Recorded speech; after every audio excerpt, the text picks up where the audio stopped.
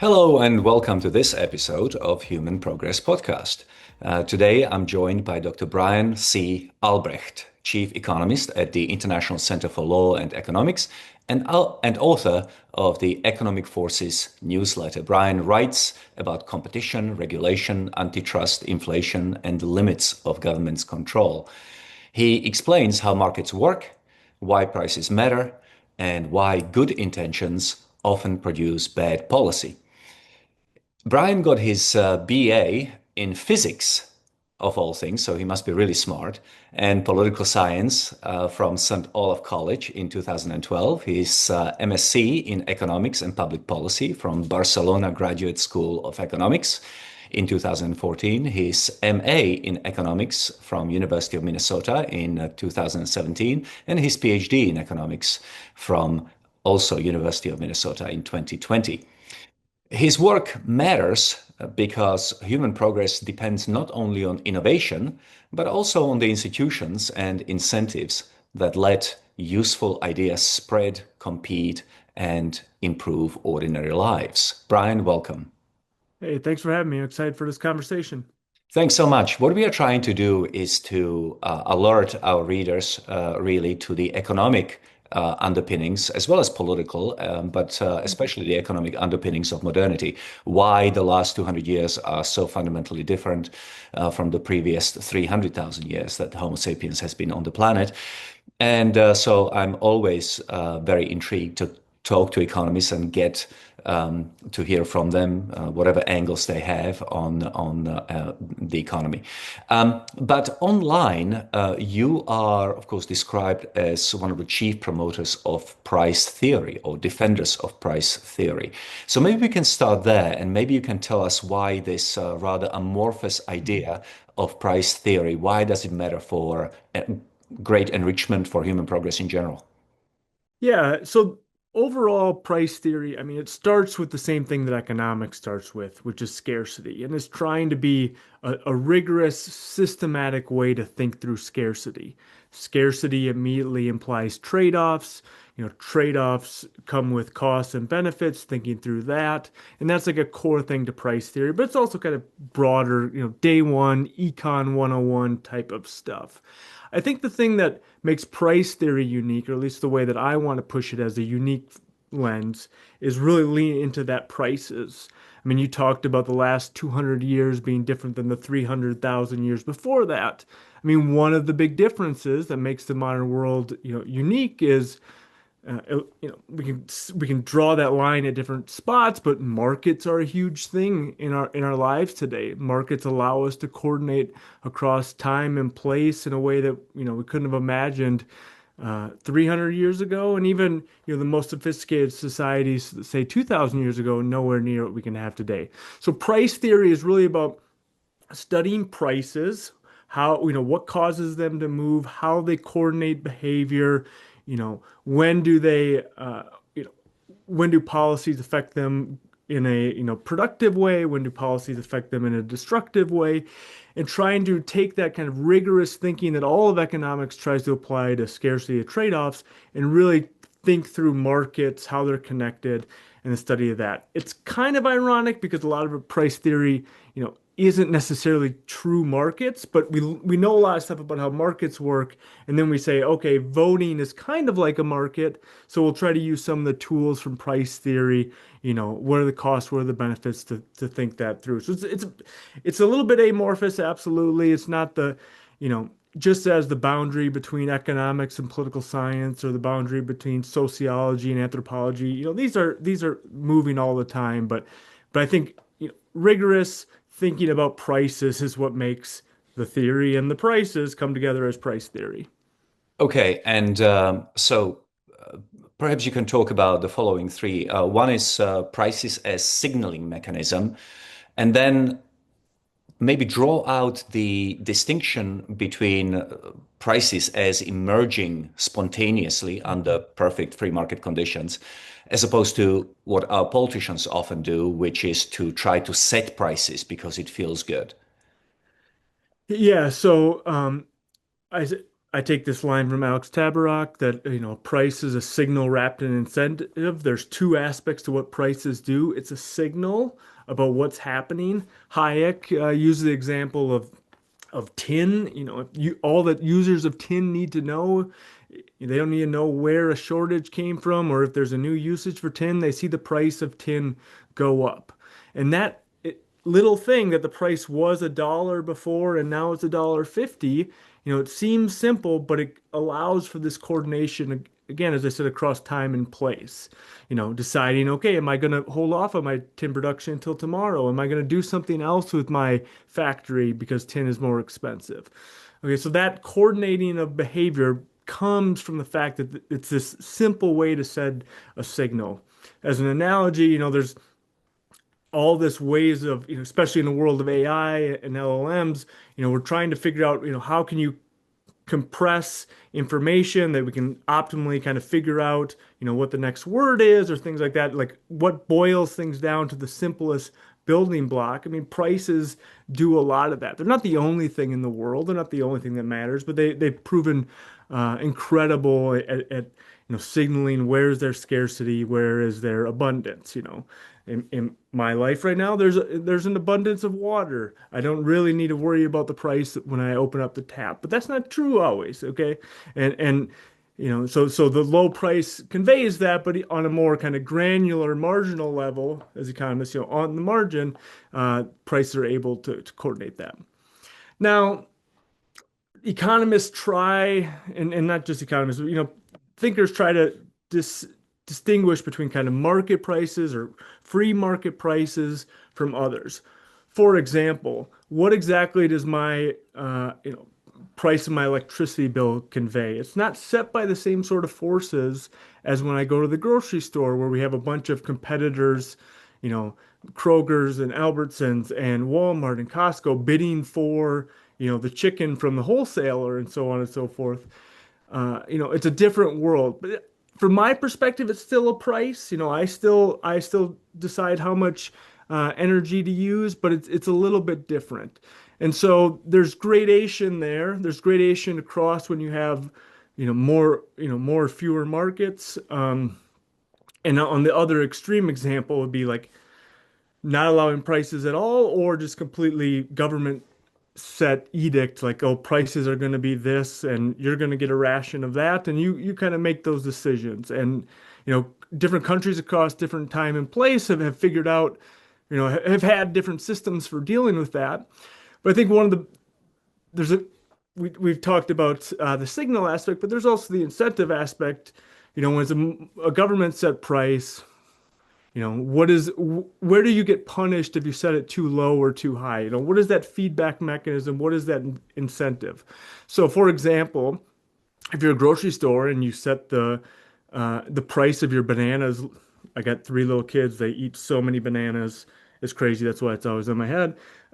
You set the price of bananas too low, all of a sudden you're sold out way before you're kind of ready to, you get a feedback. You've left money on the table that you could have otherwise made. And that is a signal for, hey, maybe tomorrow don't do that. Maybe raise the prices. But by government edict, the manager, the Politburo chief is not making that money. So what incentive do they have to kind of set prices in a way that conveys that information that you get on a free market price? Again, these free market versus government set are kind of like ideal types, ideal not in the sense of like normative, they're good, but like we can imagine a systematic, we can imagine a perfectly free market, we can imagine full government, and a lot of things are in between, but we can at least conceptually separate those.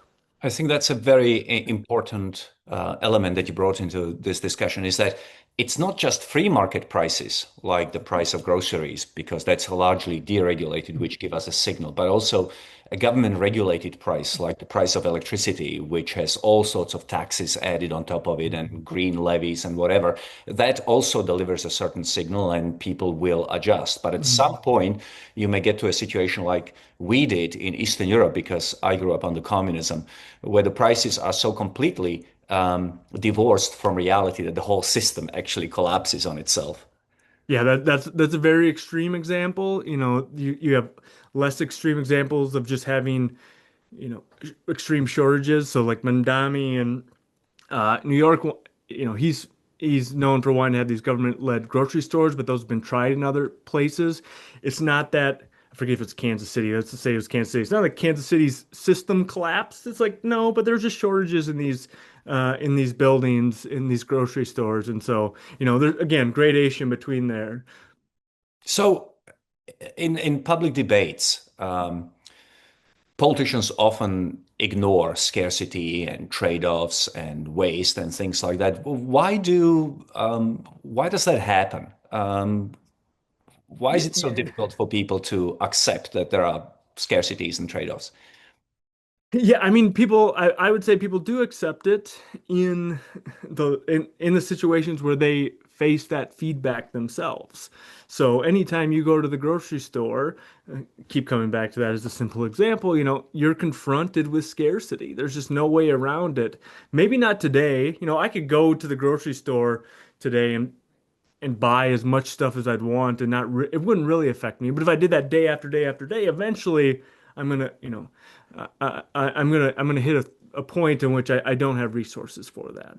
Okay, so we all kind of want to ignore it, and in some sense we do ignore it at time and place, but we get feedback, and I think that's the crucial thing. When you're in the market, you get that it's not just the signal, but also the incentive, to economize where you should in your own preferences. You need to take this seriously. You don't have enough money. You need to make these trade-offs.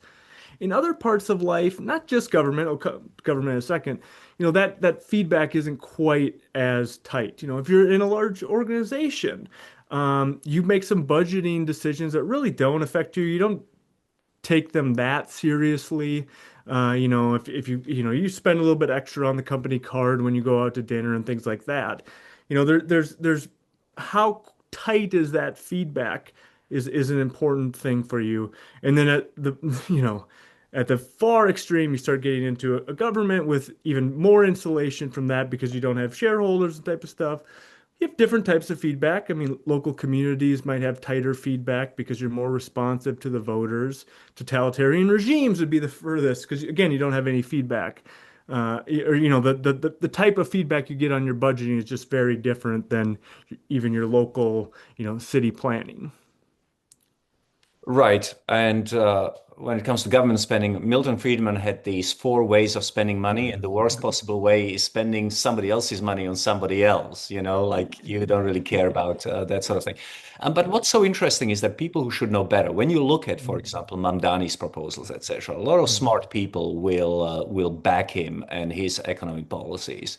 Um, and is it just pure political demagoguery and letting the principles out of the window? I mean, I won't claim to be an expert on New York politics and what drives people one way or the other. I mean, there's that, but there's also in political venues and arenas, you have trade-offs in a different way. It's different than when I go to the market, but you still have trade-offs. You're Right. trying to get, you're trying to make compromises. Just as I make compromises, maybe this week I'll get the good steak, but I'll get the cheap bread or vice versa. In politics, it's a different sort of trade-off, but you're trying to make compromises. So it's you know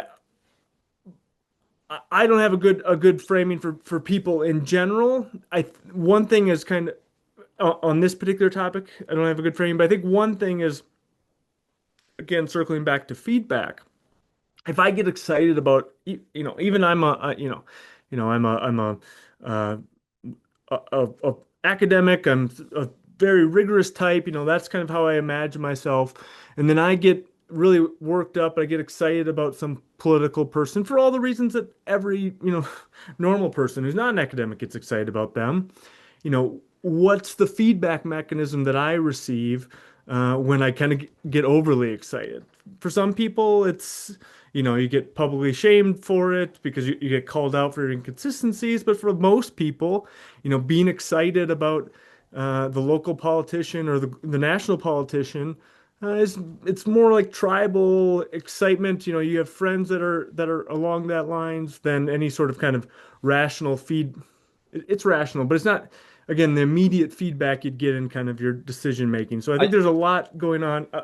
I'll let you I go. like Sorry. that. No, I like how you introduce trade-offs also to political decision making. In other words, that you may end up with a completely suboptimal policy, such as government-run grocery stores, because Mamdani will create a coalition of Mhm. people, some of whom care more about maybe, I don't know, police reform, and in return for getting police reform, they are going to give him leeway on government grocery stores and so on. And the Um, other, just one more on yeah. that, the classic trap of government policies is the concentrated benefits, dispersed costs. There's a group that are really excited about these grocery stores for a variety of reasons. One, maybe ideological, it fits the way that they want to see the market work. The other generally maybe think that this will be better for them in some time period, so they're excited, just they see it as a handout to themselves. But for most people, it's just not number one priority. And so by being being a savvy politician, to be honest, you kind of find ways to, okay, how can we get certain people excited about it that can focus on all the benefits of what I'm doing and kind of, you know, we, let's kind of ignore the costs of it in a different way. In the same way that, or in a similar way to, if you're trying to sell people on anything, you want to hype up the benefits and let's not worry about the cost. We'll think about that later.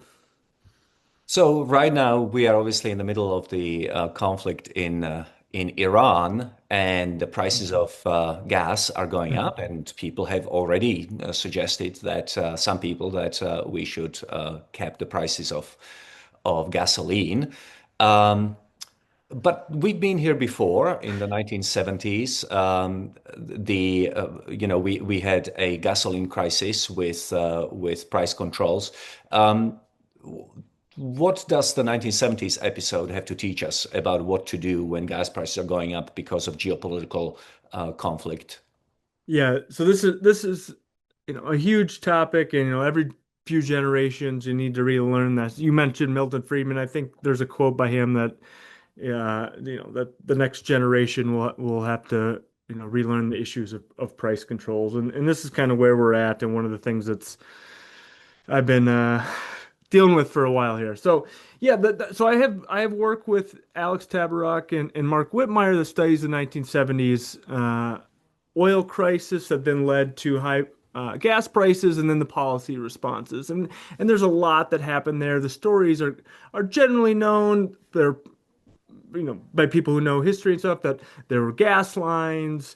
There's some other weird things about some cities had gas lines. The Northeast had a lot of gas lines, and a lot of the country didn't. And so there's kind of this interesting difference across place.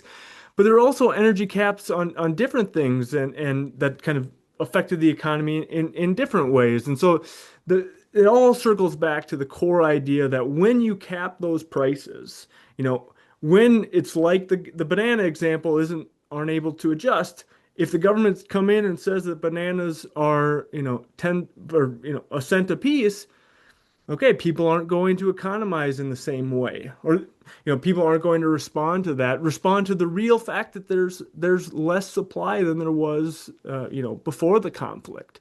And so in any world that signal is not being conveyed, it's scarcity is still there. We started this conversation off that economics and price theory starts from the point of scarcity. There still is only so much gasoline, crude oil, all the parts in the world available today. And that, the price control doesn't change that. It just hides it and masks it in different ways. In the 70s, it showed up as gas lines. Other points in time, it shows up in different types of shortages. But that's just been played out so much. Cato's got Ryan Bourne at Cato's got a book on the war on prices, and there's a great chapter in there about price controls going through history. And it's just there's literally, I think it's one of the areas where you'll find economists who disagree, but like so many economists will be like, yeah, price controls. Yeah, that's not going to be a good way to allocate resources because of it's so fundamental to thinking through prices and thinking through how markets work.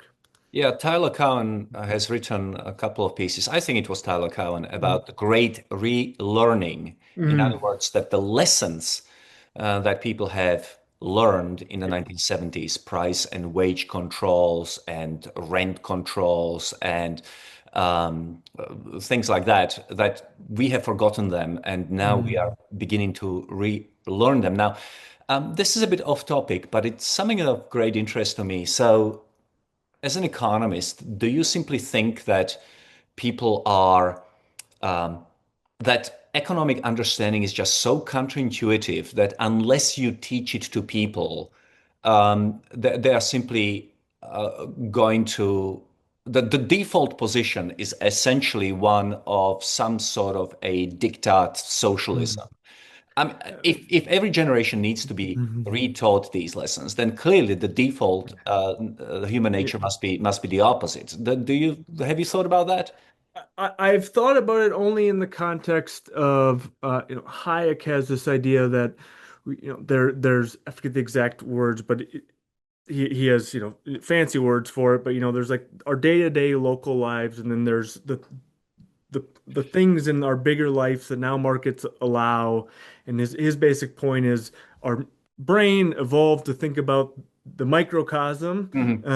That's I'm pretty sure that's the word now. You Yeah, yeah. nailed it. It's the Yeah, the micro micro and versus macro. Yeah, macrocosm. Yeah, yeah. And it hit me midway. The microcosm of the family, of the tribe and stuff yeah. like that. And that's how, kind of we're wired. And these things in which modernity brings through, especially through markets, but even say things like through the internet and social media and stuff, there are parts of our lives that are in tension with that brain developed in the microcosm. So the macrocosm is different. So I do think that there's that's just a fundamental tension that Yeah. we have to keep dealing with. I'll add one thing that I think makes economics a little bit tricky, which is it's there's a tension between the things that are like trivial and just so intuitive, and then trying to carry it out to things that aren't so intuitive. So when I tell my students on day one that there's trade-offs, like everyone nods along, yes. When I ask, okay, if the price of bananas rise, do you buy more of it or do you buy less of it? Okay, yes, yes, everyone nods along.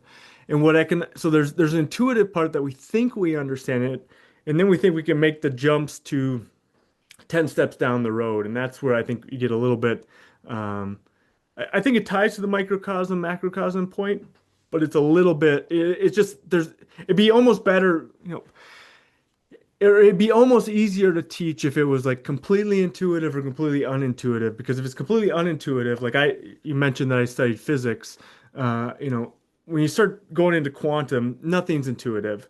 And so you don't think you can intuit it. You're just like, no, I gotta look at the experiments. I gotta figure out the math. There's just no way around. I'm not gonna reason to how quantum predictions work and how the equations work. And so economics is in this weird spot in which some of it is intuitive and some's not. Some is not. Um, Speaking of scarcity, because Yeah. after all, you say, and economists agree, I think that Thomas Sowell's basic economics starts with, economics is the study of scarcity.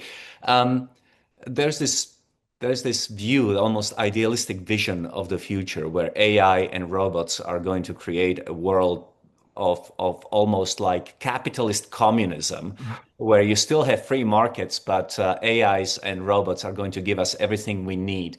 Um, I wonder if that kind of future is ever possible, given that human needs or human desires are infinite. So if you have Yeah. human desires which are infinite, then it doesn't really matter whether you have 2 billion robots or 10 billion robots. Mhm. There's always going to be scarcity. I think everything sort of depends on what we mean by infinity of human desires. Yeah, yeah. I mean, it's a big question, and it's something that I was working on this morning on a paper related to this about how, you know, when we get more stuff, our desire, the things that we didn't even realize we desired, turn out we can show those desires, right? A person in 1900, actually, this is a good example. There was just this LLM that was released that it was only trained on text up to, I believe, 1913, something like that. Oh, up to And 1930, yeah, I 30, was told. 1930, yeah, that's what Yeah, it was, 1930. Yeah. And so you ask it questions. One of them I saw on Twitter was, what is a computer? and the LLM spits out that a computer is a person who works in that computes that figures out where the stars are moving and things like that. Because the person, the LLM is trying to, be a prediction of what the person in 1930 would think. They can't imagine what we think of as a computer, and so therefore they don't know that there's this desire out there that's possible. And so that's a way in which we think of human desires being infinite. That each time I don't have to worry about where my water comes from, so therefore I can buy something a little bit fancier and I can worry about the next thing. Some of that may be market resource related, some of it may be social status, whatever. And so at least so far, it seemed like, that fundamental idea that as soon as we can kind of take care of something without worrying about it, there's another desire that people want seems to exist. And so it seems like there's no reason, I can't think of a good reason why that would disappear. And the fundamental scarcity that, at least for the time being, is not settled is time. Even if the AI are doing all the work and providing me with all the things, the time with my kids is still scarce. And so once there's scarcity, then there's trade-offs. And so now we're thinking about those sort of things. So I think that, things will change, of course, and we have different timelines in which people predict that things will change. But there's still, oh, I mean, the new desires keep coming. So like the types of, go a little bit closer to my own work, the types of data work that I could do in research just wasn't imaginable to people in the 1970s. Like the data didn't exist, the computational power didn't exist. So the moment those things come along, now it's a thing we can try to work on and try to dig in more to. So yeah, I mean, it's just I'm excited for what AI is going to do. There's a lot of open questions. I've been writing a lot on it, but it's the fun, like the core principle of scarcity, I don't doesn't go out the window all of a sudden.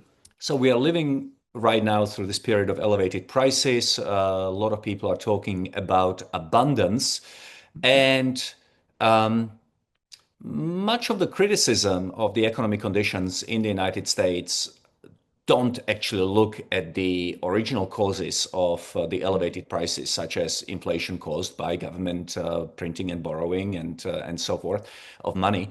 They focus on greedflation. In other words, it was companies that are greedy that have elevated prices. What's wrong with that take on what happened in the last, say, 6 years? Yeah, so I think if you're going to explain a change, as in like the change not just in the trend of inflation, not just a change in the prices, but change in the trend of inflation. We went from kind of a consistent 2% to hitting 9% inflation in the US for a little while. I think if you're going to explain a change, you need a change or a more complicated theory. So, for example, you put forward, bailouts and government spending. That's a change. We can imagine that as being outside of kind of the normal economy. All of a sudden, the government spends a lot more money, and that now people have more money. That's a change. We can use that to trace out a cause of prices rising. The war in Ukraine. The Suez Canal, the Strait of Hormuz. These things are a change that can drive price changes. The problem with any greed story is you need some reason why all of a sudden that activated in 2022, 2023. No one really claims that all of a sudden companies got greedy. So people will use this idea of greedflation, but then when pushed on it, it's like, no, we don't actually mean that they're all of a sudden greedy. We mean something else. And when you kind of push a little bit more on what that something else means, it becomes vague. Oh, there's concentration in the markets, but there's concentration before. There's some sort of, conspiratorial thing, but why weren't they conspiring before? And I think overall it's just I don't think it has any empirical bite. To say that prices rose because of greed is to say that a plane crash was caused by gravity. I mean, sure, but it's not really what we're looking for. We're looking for what changed, what was like out of the ordinary to cause that rise from 2% inflation to 9% inflation.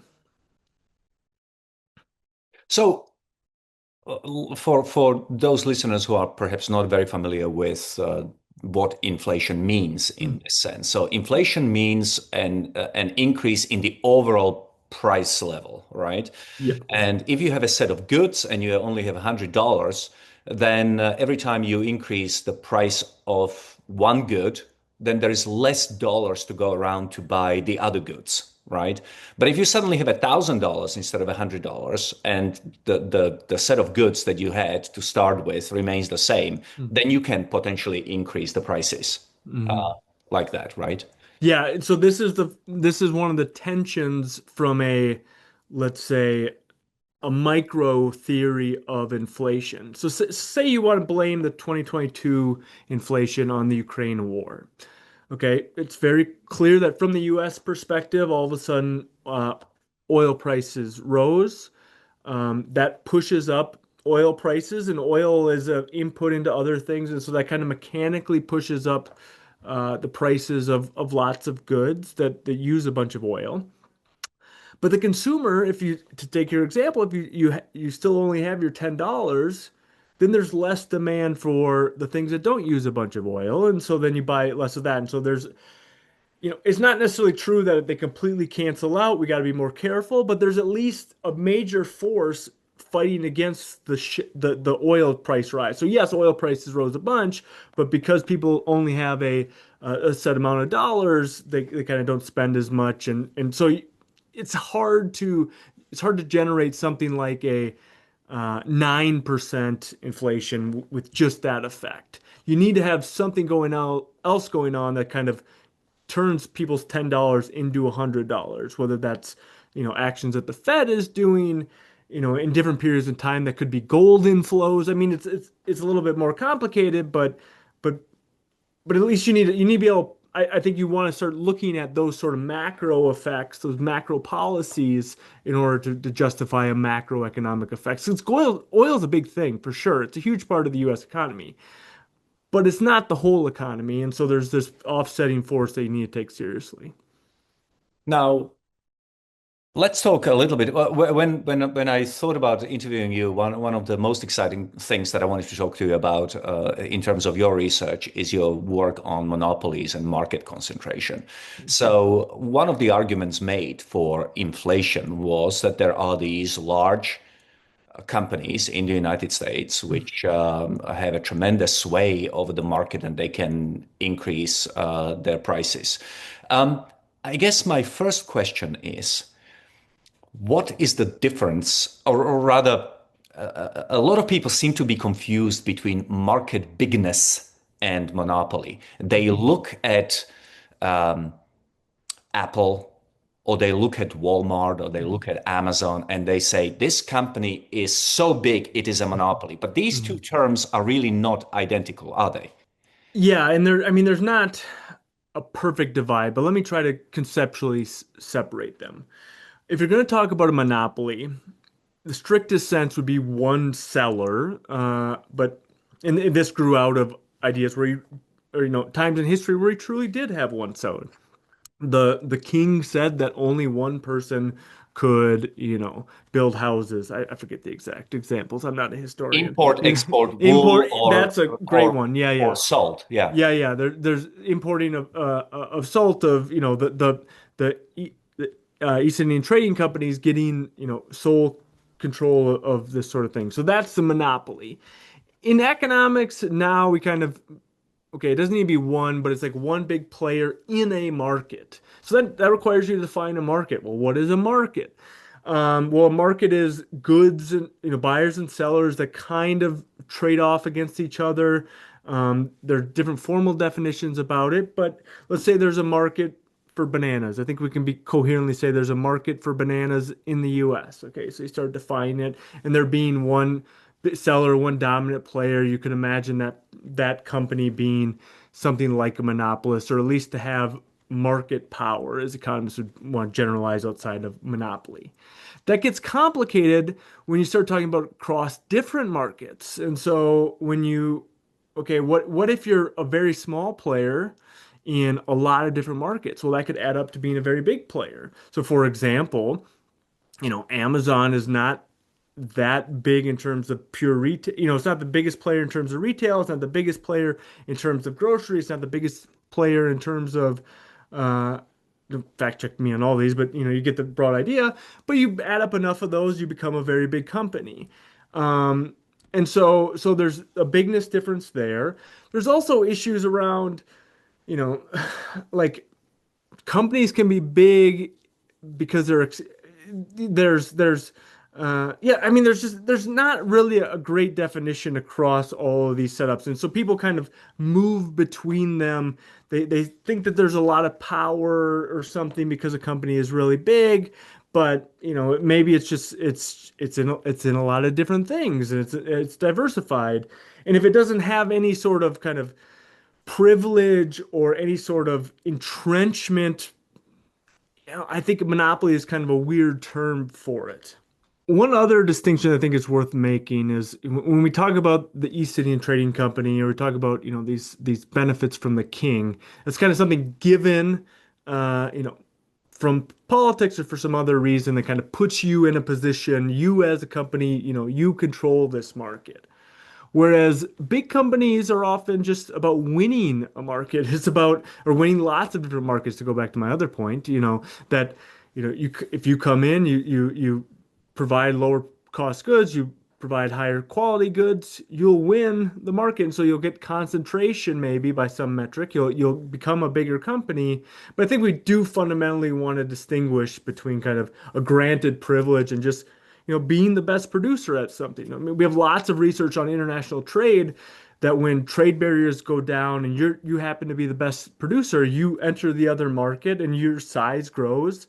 You By some measures, the market gets more concentrated because you're able to take advantage of your quality or your cost savings, and to grow and to win and become a bigger company. And so I think that that's a fundamentally different angle than the kind of old school, oh, who is the player that's sitting there right now? They're there because they stole something, or there's some unfair reason, and therefore they have some power over you.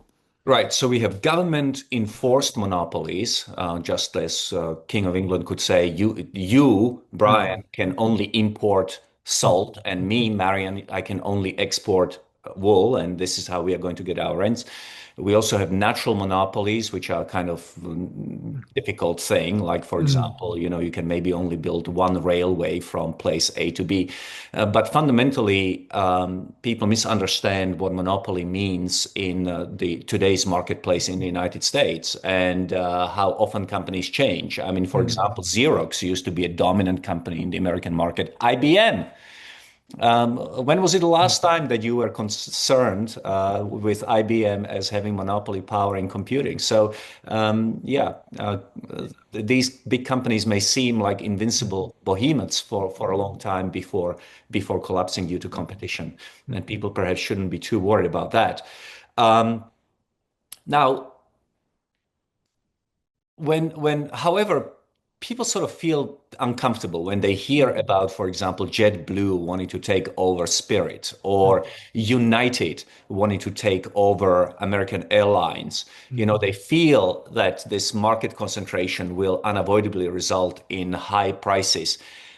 How often does it actually happen in the marketplace that big companies raise their prices, and rather than take them down? Yeah, so I would distinguish a few different things there. It's a great question. I think if you're looking at the broad sweep of things, it's clear that the way to get rich is to lower prices. That's how That's Costco. counterintuitive. That's Yeah, very yeah, counterintuitive. Can you just explain that?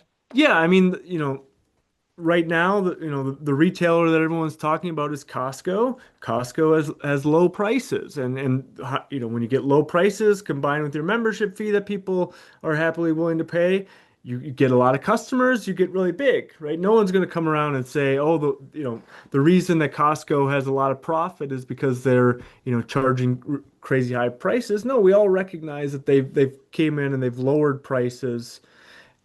Maybe not every item by every item. I'm not trying to make that claim, but as a bundle, that's what they're doing. Before that, it was Walmart. Okay, way back, it was A&P. Companies that have lowered prices, and even things like, uh, you know, things like tech. I mean, uh, you know, Microsoft or Apple, these companies and the OEMs working with Microsoft have lowered the price of computers and become big because of that. They've lowered the price of a lot of different things. So that's kind of the default way for most companies to make money is to be able to find a cost saving. Because you have a cost saving, you can lower your prices and still remain in the market. Because you can lower your prices, you can attract more customers, and therefore you get a lot of profits. At least not necessarily every quarter or something, but kind of the long trajectory of these things. There's And a set. it also protects you against competition, right? It makes it more difficult for competitors to jump in. Yeah, yeah, for sure. In there's a world in which, if I was born in 1920, maybe my job would be to open up a corner shop and sell, recreational drugs and lollipops and all that, and to be a retailer. But in today's world, I just can't compete with the scale of the Costco's or Walmart's or something like that. And you'd have to compete on a different margin, by a better, a gentler experience or some more boutiques type of stuff. People still do it, but it's just a lot harder. And so that, because they're able to do that, the flip side is I'm able to do stuff instead of opening that corner store, right? I get to just talk about economics all day, and so that's fun.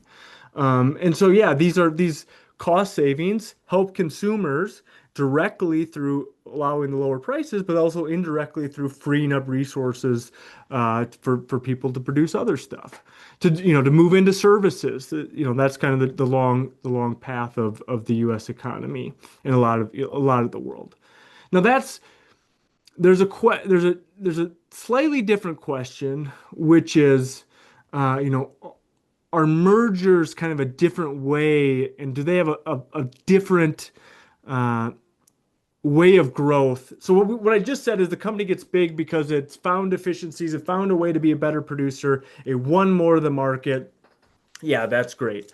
Um, a flip side would be, okay, how can we get more of the customers? Well, what if all of us sellers get together and just decide that we're going to join up as a legal entity, uh, and we're going to sell together. We collectively are now bigger, but there's now we're going to collude or something like that to raise prices, and that could be fundamentally detrimental. Okay, that's a concern that people have.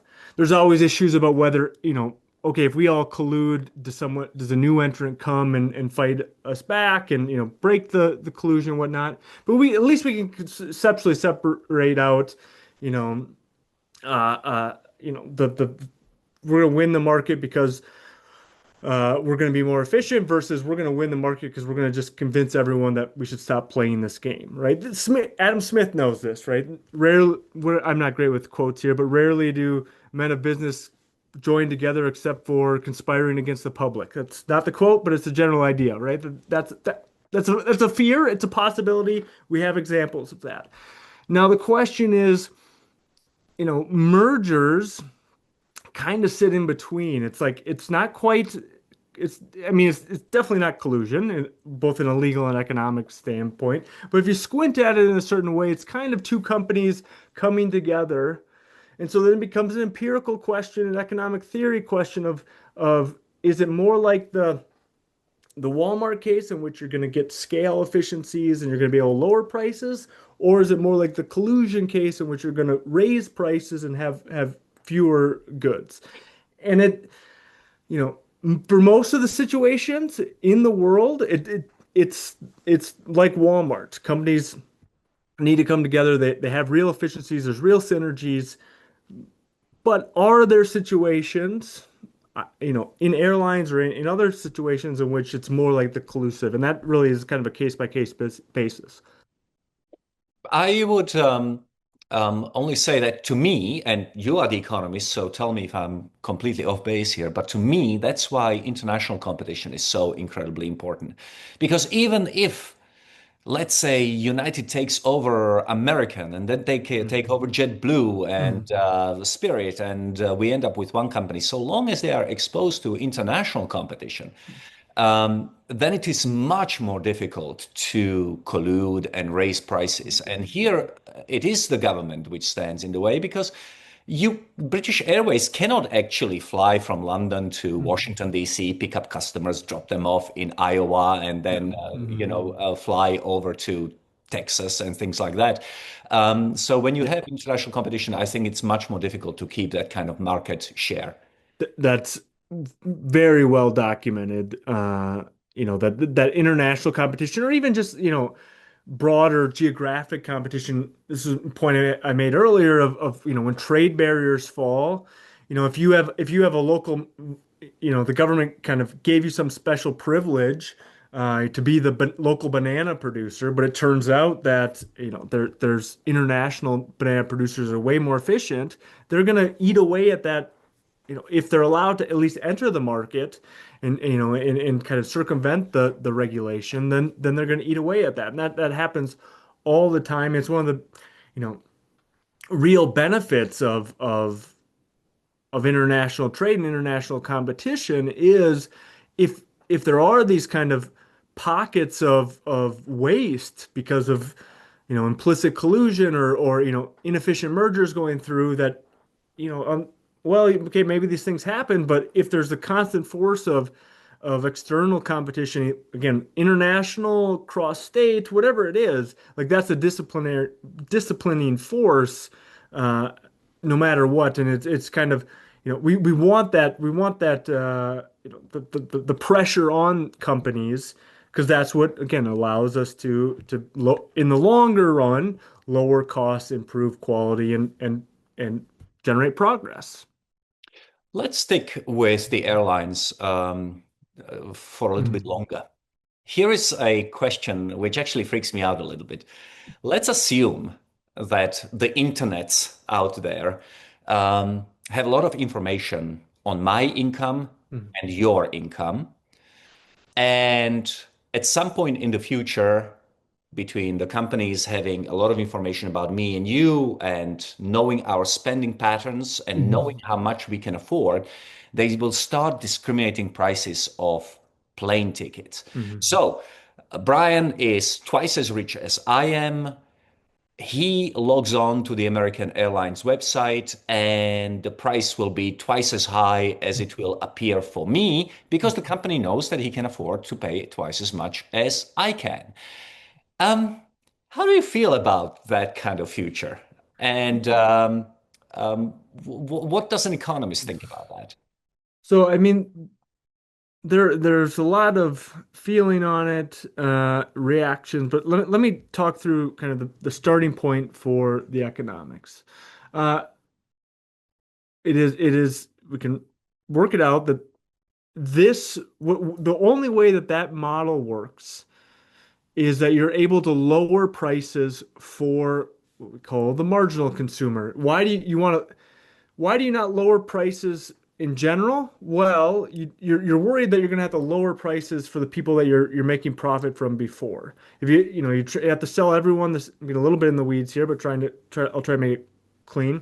Um, you know, you don't, someone comes along and says, I'm not willing to pay $100. Will you give it to me for $50?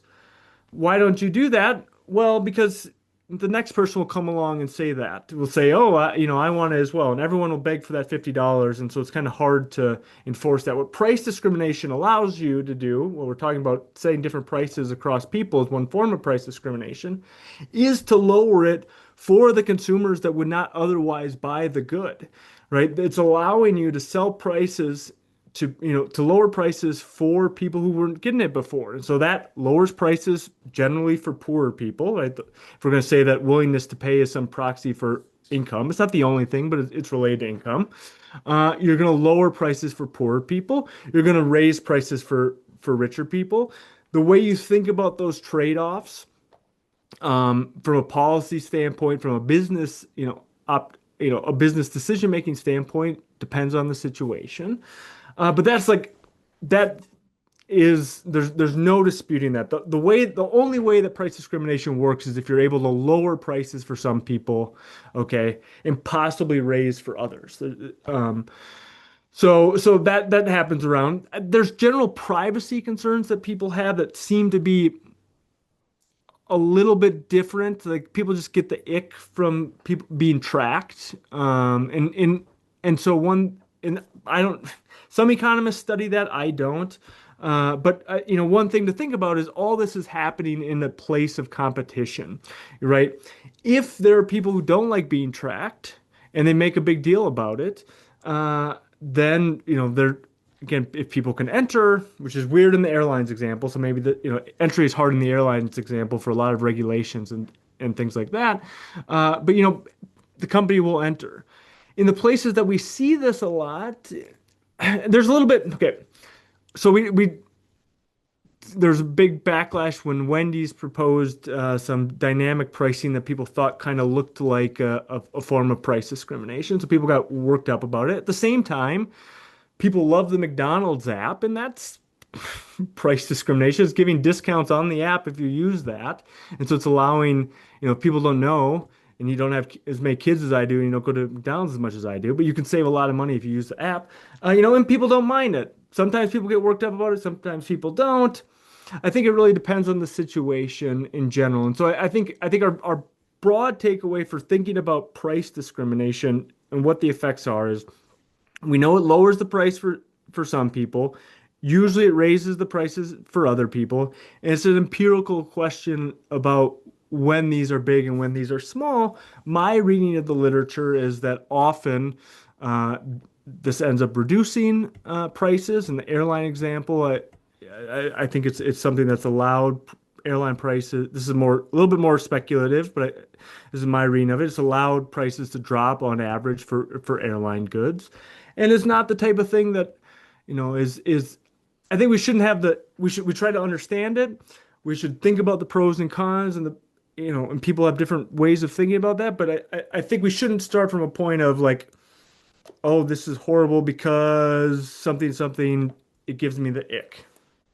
Yeah, I think that people very often forget that poorer people would get a price cut, which makes me wonder why the left opposes it so much. Because if the left's idea is that the rich should always pay more and the poor should always pay less, then they should really like price discrimination. Yeah, I mean, I've tried to push this line. I don't know how much I believe it versus it being a little bit tongue in cheek, but yeah, I mean, it's. I think we should definitely recognize that it lowers the price for it lowers the only way it's profitable for firms to do it is if it gets new people into the door, which means it's lowering the prices for some people. Those some people tend to be poorer people. That seems like we should take that seriously as one of the benefits of price discrimination. Also, who knows where the technology will end up? It's perfectly possible that there are going to be all sorts of ways in which people can hide their identity in the future, find, Yeah.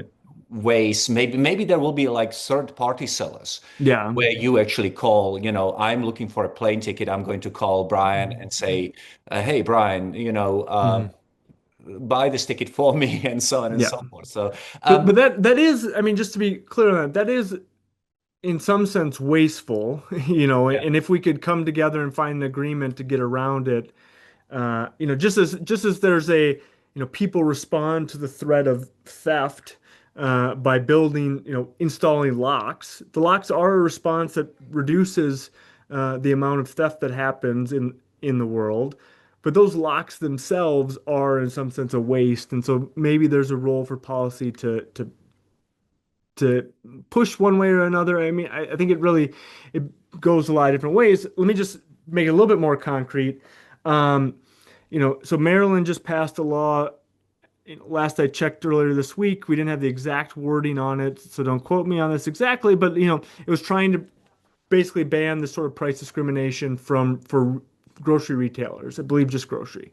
Um, and kind of dynamic pricing, but there's a lot of carve outs.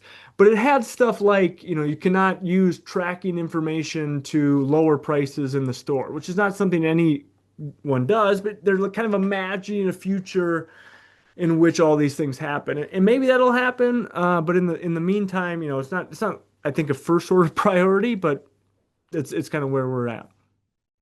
So, free market economists always emphasize the importance of competition as opposed to regulation. You just talked about a policy response, which is essentially a regulation here in this case. Why should an ordinary person rely on competition as a better way of handling these deeply emotional and important issues? Yeah, I mean, I don't know how much I can speak to regular people, but I think for me, I mean, you do think there's a lot of uh, you know trust that we put in the system because of competition, not just because of regulation. Yeah, we like to, people, maybe not listeners of this podcast and fellow travelers and whatnot, but general people. Oh, the reason that I feel safe going to the grocery store is because of food regulation. Well, not really. The reason you feel safe maybe is partly because of that, but mostly just because of competition. That we believe that. Uh, maybe we don't understand it, but it turns out because of competition, firms are the Walmarts of the world are trying to keep safe, and they have to stay safe in order uh, to keep getting customers coming back. Now, is that perfect? No, but no regulation is. But so it's just like it's a it's a facet of the world that we rely on, and it allows us to go through our day and to use markets in a way that we wouldn't if competition wasn't there. And it's kind of so ingrained, especially for people who don't go across, don't travel internationally so much. I mean, like buying stuff in the US, the idea of it being like counterfeit or like knockoff stuff at a mainstream store is just ridiculous. But like lots of other places in the world, that's not true. And so it's just built into the fabric of the way we're operating, that I think we take it for granted, and we need to appreciate it in the same way that, or a similar way to, people, I don't expect the person who's walking past me to all of a sudden punch me in the face because there are social norms and things around that. Like there's a lot of stuff that keeps the world moving, that isn't just regulation, and it's, it's the fabric of society. So I was very fortunate in my life to be able to travel extensively, and I lived Mm, in many different places. And what struck me as extraordinary is that if you go to a different country, mm, even to a different city in the United States, you always ask, is the water coming out of the tap safe to drink? yeah. Right? And this is not only the case if you're traveling to, say, Buenos Aires Mm, or Rio de Janeiro, but if you're going to a new city in the United mm, States and maybe you're staying with friends, you ask, can I drink the water out of the yeah. tap? Um, However, people never ask this question when they are opening a can of Coca-Cola or a bottle of Coca-Cola. I Mhm. remember distinctly traveling through Zimbabwe at the time of the hyperinflation. This is Mm, 2008. And basically, this was the second highest hyperinflation in the world. You couldn't buy anything. mm, But we chanced upon this shack in the middle of nowhere that was selling ice cold Coca-Cola mm. and opened it, drank it, never thought twice about it because I simply assumed, like anywhere else in the world, that it was going to be perfectly safe. And that's one of the reasons why I try to promote the free market. And I suspect that you do too. That's such a great example, and I'm ashamed that I had not thought about that connection, because I've written a bunch on the importance of brands. I mean, brands, they got to fight to protect that there's not knockoffs, but the fact that I can go into a McDonald's anywhere in the world and expect some level of quality. Maybe it's not the exact same as in the US. It's often not, but like I could put faith in that. Maybe it's not what I want to do, but that exists as an option, and people like that when they're traveling. The Coca-Cola example is great.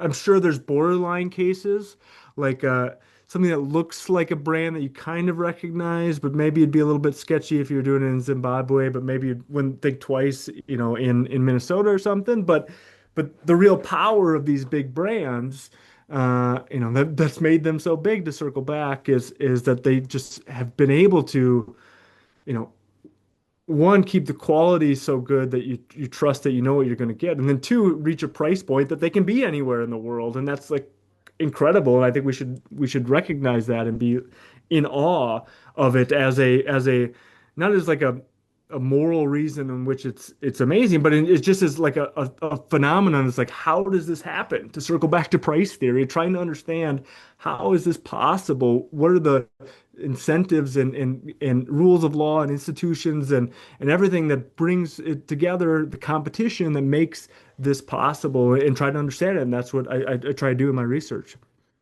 Well, I'm very grateful for your time. And, as I said, I love talking to economists who try to explain economics to people and really give us an insight on why are we so rich compared to our ancestors. And I hope that people are going to see this podcast and are going to learn one or two things and hopefully become a little less skeptical about competition and a little more appreciative of the free markets and capitalism. So, Brian, thank you very much for the time that you have given us. Thank you so much. It's a lot of fun.